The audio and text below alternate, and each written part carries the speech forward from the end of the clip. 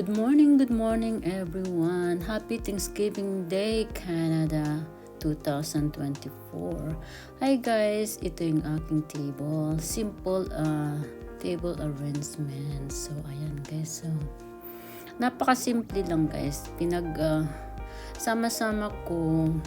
Hindi naman sila mamahalin. They're very cheap na decor. So ayan guys, na sama-sama ko lang. Tapos yung bulaklak na yan ay tinusok-tusok ko lang guys. Tapos yung pumpkin, ayan yung i-decorate ko sa Halloween. So, dinisplay ko muna for just table arrangement para maganda naman ang tingnan. So, ayan naman yung iba dyan, yung plato, bigay lang sa amin to. Tapos yung iba dyan, yung decoration na yan ay binili ko sa Dollarama or yung pumpkin na malaking yan sa sa Winners, yung mga pinagsama-sama ko guys yung mga decoration na yan. Tapos yung spider na itim na tablecloth sa Dollarama din yan. So pag samasamahin mo lang guys ang mga decoration, magiging social kuno. Ayan. So, enjoy sa watching sa aking table decoration guys. So ayan ang aking table. Ang ginamit ko ay table for 6.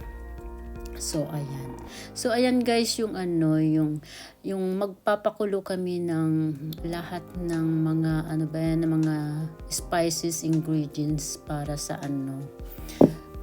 aming turkey. Ayan, pinagsama-sama ni Mr. unti-unting habang ako'y nagbibideo. Ayan guys, unti-unti niyang pinapasok lahat ng mga spices, kung ano-ano ba. At kung akong tatanungin nyo guys, hindi ako marunong magluto. So ayan lang, hanggang video lang ako guys. Salamat sa pakikinig. So pagsamasamahin nyo mga orange, yung mga black pepper, thyme, basta bahala na kayo dyan guys. Yung baby leaf ba yan? Kung ano ba mga spices ang nilagay niya. So, ayan guys. So, pagkatapos nito na mapakuluan, ang gagawin niya ay guys,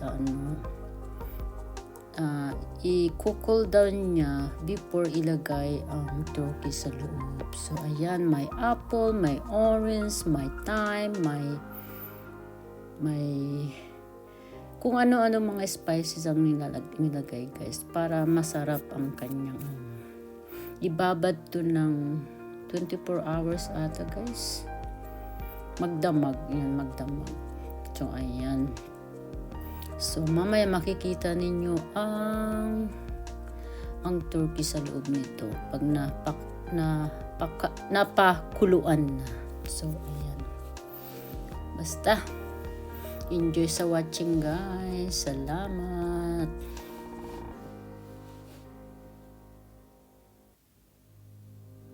Rosemary pala yan guys. Pasensya na kayo, matanda na si Lola, hindi na matandaan yung kung ano mga yan, mga spices. So ayan guys, so itong turkey na to nasa baba, yan ang iluluto sa charcoal. Na libre yan dati guys, libre sa pamamalingki namin sa superstore. So then ito na yung turkey na binili namin na fresh turkey sa farm. So ito ang ibababad ng 24 hours sa pinakuluang mga spices para masarap. So ayan na guys, ibabad na mga yan. Kawawa naman si turkey, nakababad na si turkey. Pasensya na turkey. Ayan si turkey nakalubog sa malaking pot. Ayan siya guys. So ito na guys, ito yung turkey na libre from grocery. Ito ang niluto sa charcoal. Ito yan. So ayan, lutong-luto guys. Ang bango-bango kasi charcoal siya. niluto sa big egg, ano ba yan? Green egg. So, ito naman yung fresh na turkey na binabad sa yung pinagkuluan ng mga spices. Niluto ito sa oven. So, ayan na guys. So, pasensya na kayo, nasobrahan ng mga dark niya. So, pero ang bango-bango ng bahay namin guys. 2 turkey to, pero 5 lang kami nakakain. So, ayan na guys. So, ayan. Pinakita ko na sa inyo kung paano magluto ng turkey sa green egg charcoal. Tapos may flavor pa yung yung kahoy sa ibaba. Ayan. Itong tinatawag na big green egg. Ayan. Bilog siya guys. Ayan. Napakasikat na green egg yan. Ang bango-bango guys kasi mayroong flavor sa ilalim. So, ayan guys. So, ayan. Hindi ako marunong magluto. Hanggang video lang ako guys. Then, magpapakulo kami ng potato. Ayan, boiling potato. Pagkatapos ng boiling ng potato, so, ayan. Hanggang halo-halo lang ako, guys. So, ayan. Tinanggal na namin sa tubig. So, eto na, guys. So, ang gagawin na namin ay syempre, taga-video lang ako. Ang lahat ng gumawa nito ay si Mr. So, ayan na, guys. Binalatan na. Eto na. Inagyan ng sour cream. And then, ano ba yun, yung garlic na inubin sa, yung garlic, yun pang pampasarap. Ayan. So, ito naman yung guys, yung gravy na binili namin na sa farm. Pinainit na lang. Napakasarap ng gravy.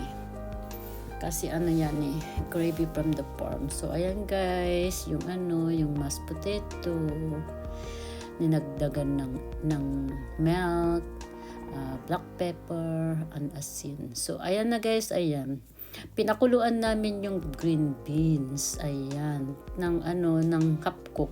Pagkatapos niyan, tatanggalin sa tubig, then, isusute sa mushroom, ayan, mushroom with butter, salt and pepper, that's it, and garlic, ayan lang. Napakasimple guys, napakasarap at napakabango. So, alam mo naman ako, hanggang kain lang ako, kaya tumaba ako ng husto kasi hindi ako marunong magluto, kundi ako lang tagakain. So, ayan guys, yung turkey from sa oven ata to. So, ayan yung tinapay, ano ba to? Ayan yung mashed potato, ayan yung yung turkey. Ayan, turkey. Ayan yung mga gravy, yung ano ba tawag dito? Cranberry sauce yan. Cranberry sauce pala guys. So, ayan na yung gravy. Ayan na, nahiwa-hiwa na yung mga yung pagkain, butter,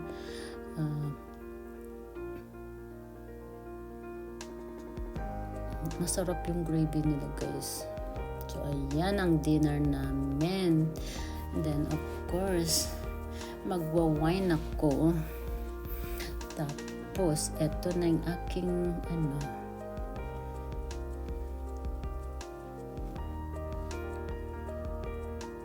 ayan ang pagkain sa lamesa. So, ito na guys ang aking pagkain, ang takaw ko, diba? So, ayan na ang aking dinner.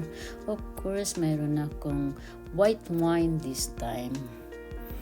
Lagi, ang favorite ko ay red wine, but this time mag-red wine. Ito na yung 5 people na cheers, sabing ganyan. Kasi kasama ang boyfriend ng dalaga ko. Of course, may kasama na pumpkin pie. Yan ang So, ito na yan guys. So, ang gagawin kong ito ay soup. Papakuluan ko mga to. tatanggalin ko na. Tapos yung iba, ipipreser ko. Then tapos, ayan na, ang kalat guys, no. Syempre, sinong maglilinis? Si Mami! Ayan. Tapos na. Thank you guys, and God bless us all. Salamat sa pakikinood at pakikinig. Bye!